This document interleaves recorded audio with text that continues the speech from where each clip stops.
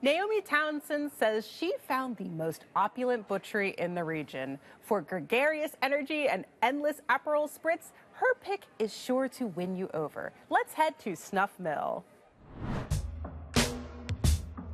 My name is Joe Kucharski. I'm the chef here at Snuff Mill Wine Bar and Butchery.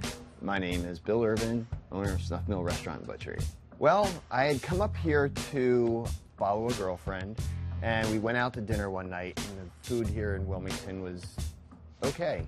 And then when one day she said, hey, we need to get some steaks for the house, I drove to every butchery around here, and everybody had commodity beef. And if you look at beef like wine, beef has carniore, and nobody had any local beef up here. And I was thinking, you've got to be kidding me. I mean, this is the Napa Valley of beef, and nobody's sourcing out of here. If you go to New York, all the stuff, Peter Luger's, Keen's, Gallagher's, they all use mid-Atlantic beef. It's because, remember, you want to have an animal that's never stressed out, has a very good life.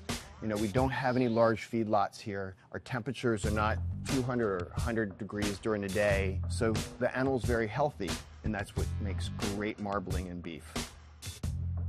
I was born into a family where I had a lot of great cooks. My grandparents always cooked. My grandfather was a fisherman, so he was always breaking down fish. So that's kind of how I got introduced to the whole industry, I guess I'd like to say.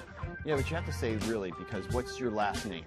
Kucharski. So Kucharski in Polish directly translates to chef. So that was kind of my calling, I guess, since ever. Since I've been the head chef, I mean, I think I've just been able to help everything move forward as far as like the creativity and just selling a really amazing food. We have a lot of high quality ingredients and a really good team here. And those are two things that are like must-haves when, you know, we're trying to create what we're creating here.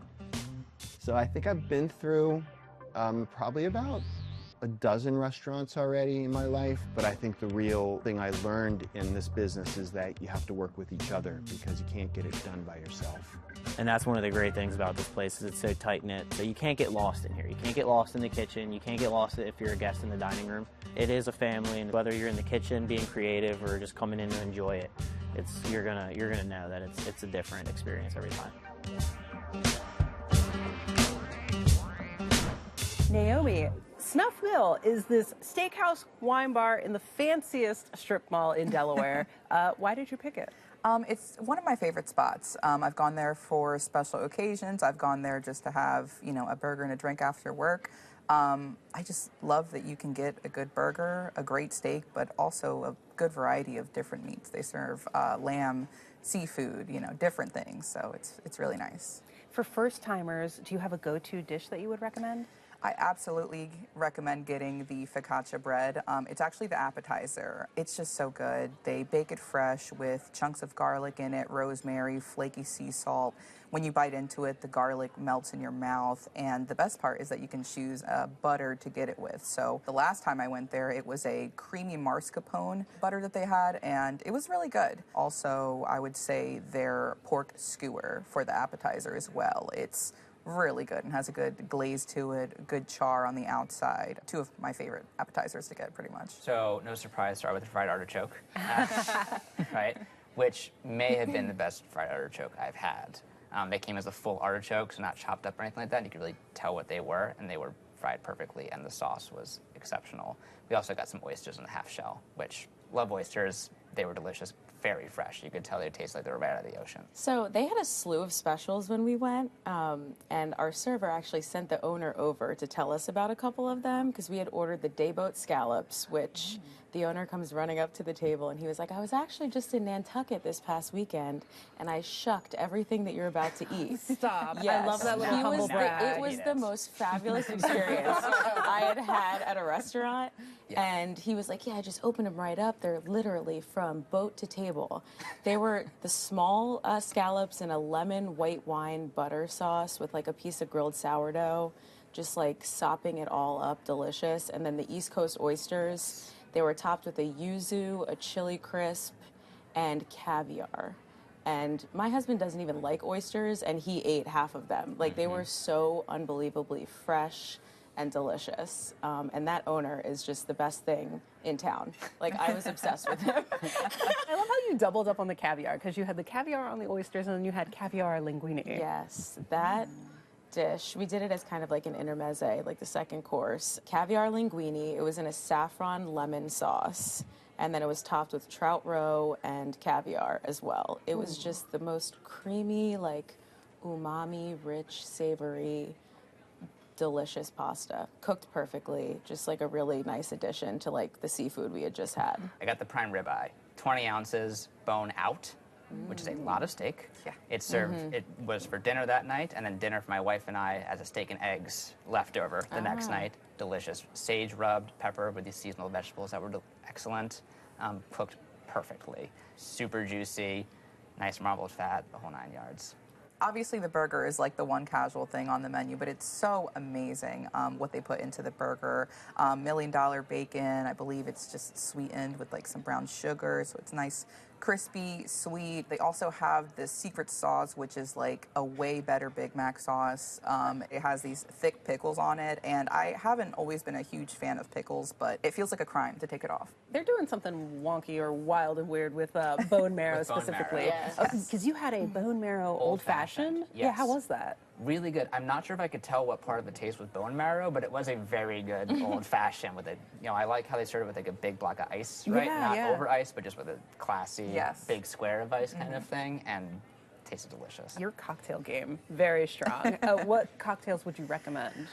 So, surprise, surprise, the espresso martini. Yes. I love their espresso martini. I mean, not only does it have a great foam from the shake that they give it, but they have a salted caramel foam that they have just right there on the bar, and they will put it right in, sprinkle some coffee beans on it. It's really, really good. But I will also say their margarita is really good as well. It has a citrus salted foam. So they're really into foams, and so Their am I. foam game is on point. My wife got an apricot ginger cocktail with a foam on top, and I had never seen a foam like that before. It was so good. I'm pretty sure we tried 2 other drinks as well. It was a Fig-tastic Smash, which was just like a whiskey-based drink, and it comes out smoked. So they put a little lid on it, light it on the top. Yes, they take do it that. off. Yes. Super smoky, looks great. I mean, it was really awesome. Their Several cocktails. tables around us got that, and we were just okay, it is a smokehouse now. I did this really delicious Sangiovese. It just went so nicely with, my husband and I both got the filet. And I did the truffle butter, speaking of all the buff butters, so that was really delicious. But it was just like such a nice kind of like oaky, little bit of vanilla, just like paired perfectly with the steak and everything else. It was the fanciest strip mall I've ever seen off of Busy Road in Delaware. So you're driving down the road, don't expect much. You turn in, it's a kind of neo-colonial strip mall. So initially, you're immediately entering an unusual kind of space, and you walk in, and the vibe is a perfect blend of a steakhouse with a farm-to-table restaurant. It is neither of those two things, but somehow captures both of it. I really felt like I was kind of like in Frank Sinatra's like living room or something. Like it was just like a very cozy vibe, but very avant-garde art. So I liked it a lot. How were your desserts? It was excellent. We got a white chocolate ganache tart, which was great. I'm normally suspicious of white chocolate, but I really liked this. And it held its texture as you kind of broke it apart and ate it, which I like. Frequently, it'll crumble a little bit, especially the crust. None of that. And the fruit it came with was really good, too. Naomi, Snuff Mill was your pick. Sum it up for us. If you're looking to have a nice dinner, if you're looking to feel like a VIP and have a culinary experience in a very nice strip mall, as you guys said, I would definitely recommend this place. But don't be afraid to go there for a burger and a drink after work either. Yasmin, what are your final thoughts? Very cozy atmosphere, great service, wonderful attention to detail, delicious seafood, unique. And Aaron, how would you sum up Snuff Mill? An upscale place for date night or any special occasion, or just a night out with exceptional food. Crack a can of caviar for yourself at Snuff Mill, located at 1601 Concord Pike in Wilmington, 302-303-7676. Reservations are recommended at least 30 days ahead of time, and the average tab per person without drinks is $75.